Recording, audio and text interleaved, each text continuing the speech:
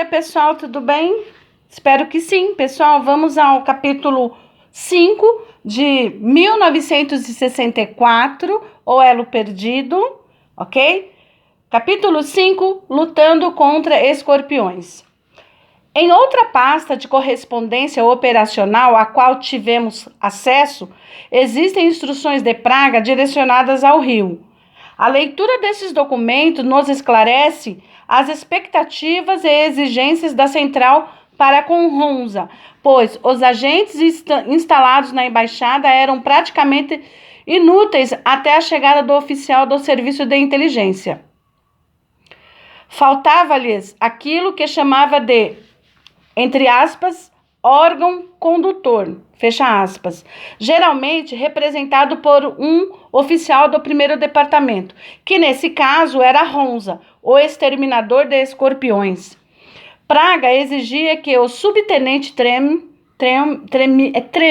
o nome, conduzisse uma rede de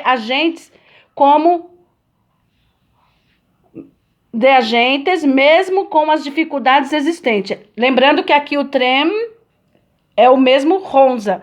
Primeiro ele usa o nome Hunza e depois ele vai usar o codinome Trem. Conduzisse,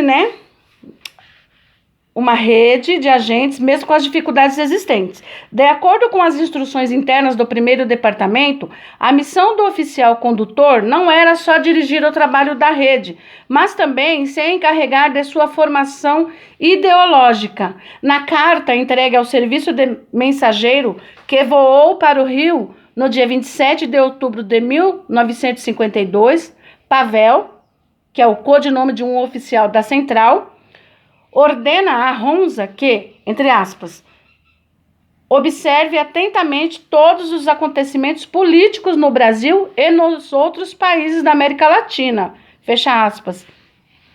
A central sugeriu a Hunza que contasse principalmente com a ajuda de Petr quanto às questões de aquisição de contatos, mas, abre aspas, você deve conduzir Petr de uma maneira que ele use seus contatos como informantes inconscientes. Com o tempo, seria possível tornar esse tipo de informantes em colaboradores bem mais conscientes. Bastaria extrair deles informações que poderiam incriminá-los, obrigando-os, assim, a colaborar cada vez mais. Por isso, a princípio, era necessário formar uma base de contatos e, para facilitar a ação de Hunza, diante do excesso de trabalho legal, Praga enviou uma lista de figurantes nos quais valia a pena concentrar-se, para que Hunza não precisasse, abre aspas, mover-se no escuro, fecha aspas. Em primeiro lugar, consta, já no citado, Ozak, chefe da Câmara Brasileira de Comércio e conhecido pessoal do ex-presidente Dutra. Ozak esteve em Praga em 1952, ocasião em que a STB entre aspas, trabalhou intensamente. Petr o conhece pessoalmente, abre aspas, Petr o conhece pessoalmente e tem possibilidade de encontrar-se regularmente com ele graças à sua função de representante comercial. O contato de Petr com Ozak é importante, pois Ozak pode lhe passar inconscientemente informações de valor, principalmente comerciais, fecham aspas. A central, então, ordenou a Hunza que conversasse com Petr sobre qual seria a melhor maneira de aproveitar Ozak para os seus objetivos. Quando Ozak esteve na Tchecoslováquia, falou bem da nossa economia. Por causa de sua função, consideramos que é um bom, entre aspas, tipo.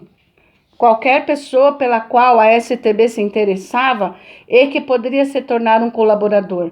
A tarefa de Hunza, então, era criar um plano para, entre aspas, trabalhar o chefe da Câmara Comercial.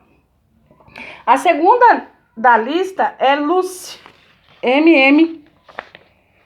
Liu, entre parênteses, jovem alemã, casada com um chinês e dona de uma empresa que fazia comércio de diamantes com a Tchecoslováquia. Aqui, abrindo um parênteses, o que naquele tempo era ilegal, fecha parênteses. Na lista aparece também seu sócio brasileiro, de codinome Krim, abre aspas. Só o fato de comerciar conosco uma mercadoria proibida é comprometedor, o que nos dá um sinal para, entre aspas, trabalhá-los, fecham aspas. Esses são contatos brasileiros a partir dos quais se formará uma rede invisível e útil, pois os agentes tchecos não tinham condições de alcançar os mesmos resultados do que aqueles já presentes dentro da sociedade, ou seja, os brasileiros. Nos documentos analisados havia várias tarefas cruciais estabelecidas, demonstrando que, mesmo com um início pífio em solo brasileiro, o Departamento de Análises em Praga conhecia bem o contexto e, em 1952, já tinha condições de direcionar atividades que influenciariam bastante para formar um serviço de inteligência ameaçador como o do início dos anos 60. Depois de questionamentos sobre as bases militares americanas no Brasil e sobre a reforma da moeda, o documento redigido pelo oficial Pavel, desde a central em Praga, lançava à Honza o seguinte ponto a ser averiguado. Trata-se da questão número 4, a mais importante sobre o ponto de vista dos acontecimentos futuros. Abre aspas. Preciso completar algumas informações sobre a situação geral do Brasil. Fecha aspas. 4. Pessoas importantes do burguesismo nacional que se defendem contra a penetração do monopólio americano. Fecha aspas. O burguesismo nacional brasileiro, ou seja, o nacionalismo brasileiro, será o eixo sobre o qual a inteligência tcheca se apoiará e criará nos anos seguintes um sistema de ação realmente capaz de ameaçar a democracia brasileira. Não através de comunistas, políticos ou jornalistas da esquerda, não através de combatentes ou guerrilheiros da esquerda, mas através dos patriotas nacionalistas. Final. Então, pessoal, aqui eu termino o capítulo 5. Então, vocês percebam que, só para relembrar, né?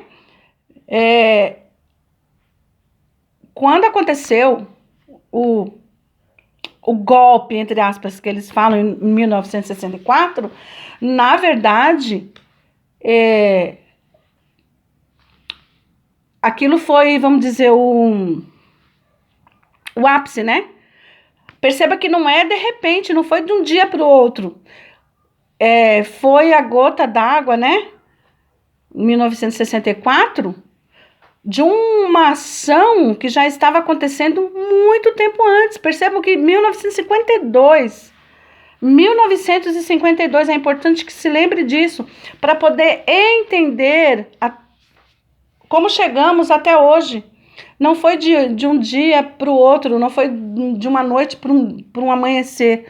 Percebam que houve todo um empenho grandioso, muito dinheiro empenhado, e assim eles foram cooptando pessoas, a Tchecoslováquia, a Rússia, volto a dizer, a União Soviética na época, não tinha relações diplomáticas com o Brasil. Então, através da Tchecoslováquia, que era um país que tinha a função de ser o braço da União Soviética aqui no Brasil.